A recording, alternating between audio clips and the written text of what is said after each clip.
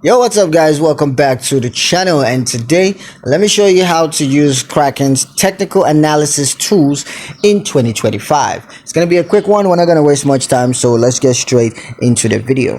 The first step, of course, is going to be to log into your Kraken account, which go on Kraken's website and log into your account using your email address and your password.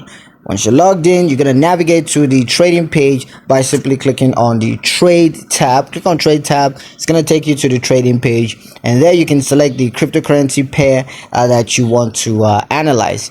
So after you're done with that, you want to choose the technical analysis tools. There are a couple of them. You have moving averages, or you have RSI, a couple of other ones. You can just choose the technical analysis tools you want to make use of, and you can just adjust the tool settings such as the time frame and parameters and others. You can just go ahead and adjust that to suit your specific taste.